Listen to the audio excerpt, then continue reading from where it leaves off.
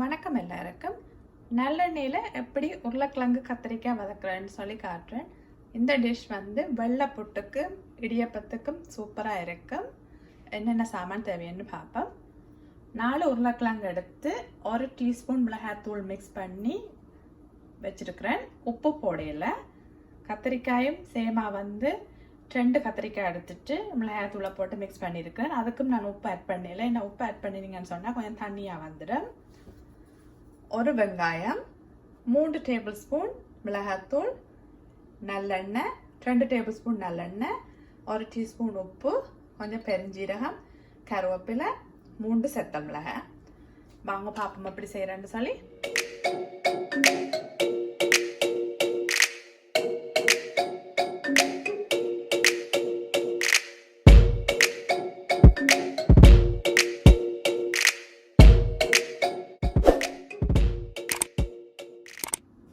Frying pan வந்து சுட்டுட்டு நல்லா அதுக்குள்ள நல்லெண்ணெய் ஆட் பண்ணுவோம். நல்லெண்ணெய் உங்களுக்கு கொஞ்சம் வேணும் கூட வேணும்னு சொன்னாலும் நீங்கள் கூட போடலாம். வந்து என்னென்னு சொன்னால் நல்லெண்ணெய் கொஞ்சம் சத்துத்தான் வந்து, அதால் நான் இன்னும் கொஞ்சம் எக்ஸ்ட்ராவாக ஆட் பண்ணுறேன். நல்லெண்ணெய் விடுறதால ஒரு கெடுதியும் இல்லை. எண்ணெய் நல்லா சூடாகட்டும். அடுப்பை எப்பவும் வந்து குறைச்சி விடணும். என்னென்னு சொன்னால் நீங்கள் மிளகாத்தூள் எல்லாம் உருளைக்கிழங்கு கத்திரிக்காய்கள் ஆட் பண்ணியிருக்கபடியா டக்கண்டு சுட்டுரும். இப்போ வெட்டின வெங்காயத்தை போடுவோம்.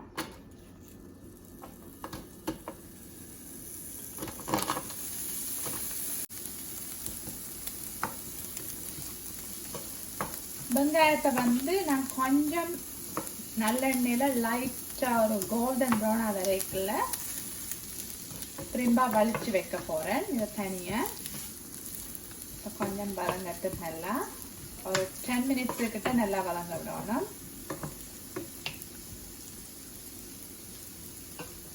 இப்போ வெங்காயம் நல்லா வதங்கிட்டுது. நான் இதை பிரிம்பா எடுத்து வைக்க போகிறேன். இப்போ வெங்காயத்தை எல்லாம் தனியாக எடுத்துட்டேன். பிரிம்பா நான் இப்போ வடித்து தான் வெங்காயத்தை எடுத்துருக்கேன். அப்போ அந்த எண்ணெய் வந்து அப்படியே இருக்குது.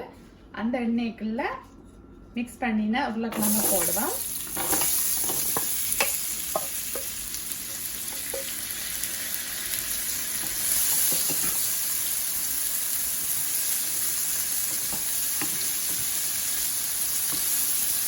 இந்த உருளைக்கிழங்கு வந்து நல்லெண்ணெயில் லைட்டாக கொஞ்சம் பொரிஞ்ச மாதிரி வரணும். அதுக்காக நீங்கள் ஆக பொரிக்க விட தேவையில்லை. என்னப்போ கத்திரிக்காயும் போட்டுட்டு கொஞ்சம் பொரிய விடுவேன். இது ஒரு 10 மினிட்ஸ் நீங்கள் விடணும் கொஞ்சம் பொரியறதுக்கு லைட்டாக. நாங்கள் உப்பு ஆட் பண்ணாதபடியாக தண்ணி வராது. நீங்கள் உப்பு போடாதீங்கன்னு சொன்னால், உப்பை போட்டிங்கன்னு சொன்னால் டக்குன்னு தண்ணியாக வந்துடும். அப்போ உருளைக்கிழங்கு அவிஞ்ச மாதிரி வந்துடும், டேஸ்டாக இருக்காது. 10 மினிட்ஸ் பொரியட்டும். உருளைக்கிழங்கு ஓரளவு பொரிஞ்சு வந்துட்டுது. இனி அதுக்குள்ள கத்திரிக்காய் ஆட் பண்ண போகிறேன்.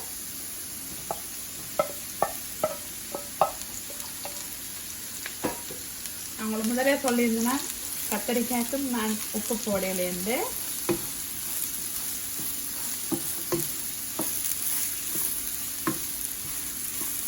கத்திரிக்காய் வந்து குயிக்காக வதங்கிடும். நீங்கள் கன நேரம் விடணுமென்று இல்லை. ஒரு 10 மினிட்ஸ் கத்திரிக்காயை உருளைக்கிழங்கோட அப்படியே நல்லா வதங்க விடுவோம். தான் நல்லா கொஞ்சம் பொரிஞ்ச மாதிரி வரும். இப்போ கத்திரிக்காயும் நல்லா வதங்கிட்டுது. இனி அதுக்குள்ள பெருஞ்சீரகம், செத்த மிளகாய், கருவேப்பிலை,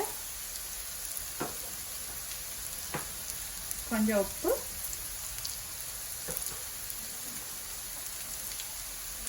வதக்கி எடுத்து வச்ச வெங்காயம் எல்லாத்தையும் போட்டு நல்லா மிக்ஸ் பண்ணுவோம். வாசம் வந்து கமாண்டு இருக்குது. இந்த நல்லெண்ணெய் வந்து நல்லெண்ணெய் எப்போவுமே நீங்கள் முட்டை பொரிச்ச எண்ணெய்த்துக்கு வதக்கி வச்சாலுமே நல்ல வாசமாக இருக்கும், நல்ல ஃப்ளேவராகவும் இருக்கும். எல்லாம் நல்லா வதங்கி கொண்டு வருது. அதுக்குள்ள இனி மிளகாத்தூளை போடுவோம். உங்களுக்கு இன்னும் கொஞ்சம் முறைப்பா வேணுமென்று சொன்னாலும் நீங்கள் எக்ஸ்ட்ராவாக மிளகாத்தூள் போடலாம்.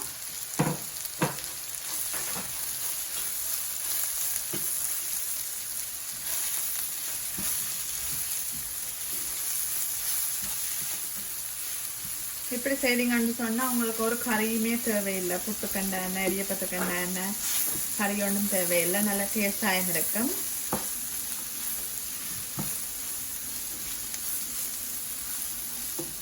தூள் எல்லாத்தையும் போட்டுட்டு இனி இந்த கண்ணாடி மூடியால் ஒரு 10 minutes அப்படியே மூடி விட போகிறேன்.